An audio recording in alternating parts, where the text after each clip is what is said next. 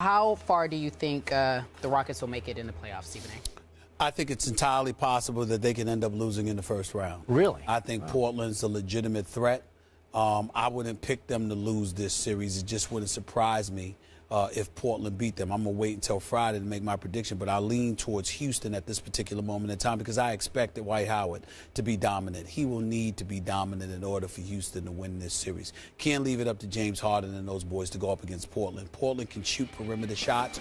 They've got length. They can defend.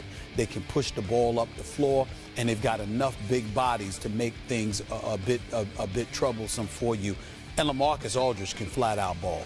Yeah. And so the combination of him with Robin Lopez and those boys give you the size on your front line that you need.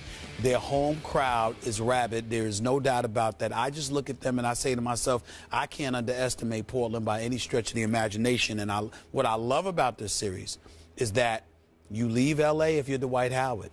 You talk about wanting to win, and winning is going to be up to you. I know what James Harden's going to do. I have no doubt. James Harden's going to get his. James Harden's going to be formidable. I'm even looking at guys like Chandler Parsons and and Terrence Jones and Jeremy Lin and those guys. And I expect them to do what they do. The difference is about Dwight Howard. He has got to play big in this series. He has got to be an eraser. He doesn't have to be extraordinary offensively. Get your 18 to 22 points. Where you really need to dominate is on the boards and defensively. You got to sit there. You can't have guys thinking that they can come to the paint at will. You have to be a neutralizer, a negator. You've got to step up and be big. You got to remember, without his shoes, Dwight Howard's like 6'9.5". Wow. And so LaMarcus Aldridge has some size on him. So does Robin Lopez. So Omar Sheik's going to have to implement himself into the equation, get over his frustration from Dwight Howard being acquired by the Rockets, and he's going to have to help Dwight Howard play big because Dwight Howard's not going to be able to do it by himself. But in the end, the $88 million man for the Rockets, Dwight Howard, this is his moment. And he has to be the guy that delivers the goods for you in order for Houston to beat Portland in this series. I look at the Houston Rockets, and I see a loaded basketball team. I see lots of talent in the lineup and on the bench. And yet, in the end, with the Houston Rockets, I think it's all about James Harden closing. They mostly say, James, here, you take it in the fourth quarter and get us home. Because the $88 million man has not played $88 million basketball this year. Maybe that makes you happy, now that he's no longer a Laker. I just don't think he has lived up. I admire Dwight for improving his free throw shooting. He's up to 55% by his standards. Remember, what's DeAndre Jordan, he's 43% this year, up from 39% a year ago. So Dwight's not quite the liability that DeAndre continues to be for the Clippers in the fourth quarter. But still, I look at offensive efficiency for this team, they're fourth in the NBA. Defensive efficiency for the Houston Rockets, they're only 12th. And they have the human eraser down in the paint. Dwight's blocks are down.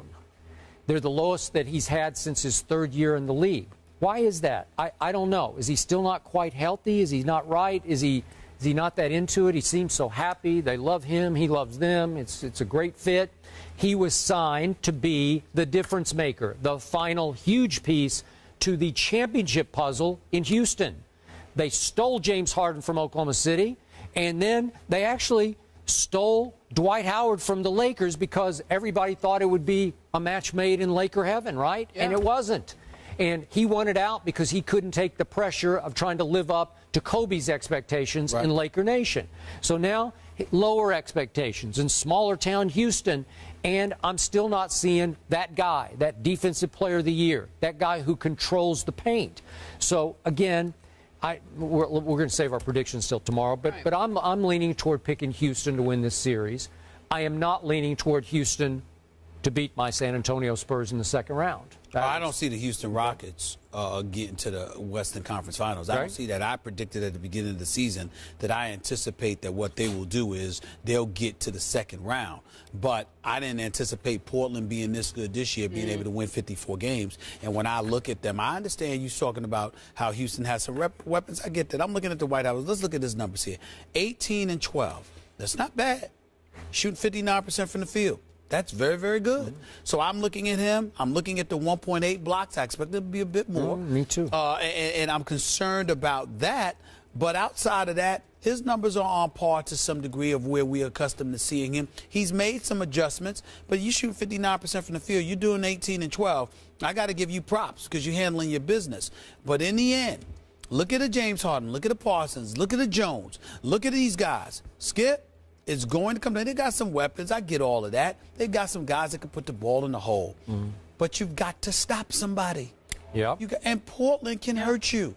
Portland can hurt you. And so I think what helps Houston is that they have home court advantage. And they'll be inspired in this series to do what they do on their home court. They may need every one of those games to win this series. Okay. So if it does come to Houston versus San Antonio round 2, what will finally hamper the Rockets is Dwight's lack of high basketball IQ, especially on offense in the fourth quarter, and his lack of tenacity. Like, I'm the man, give me the ball, get out of my way. I've never seen that from Dwight, and you would have to see it from Dwight to beat Duncan and company in the next round. Yeah, but in this series, he just needs to be that 3-time defensive player that he's been. Well, yeah, okay.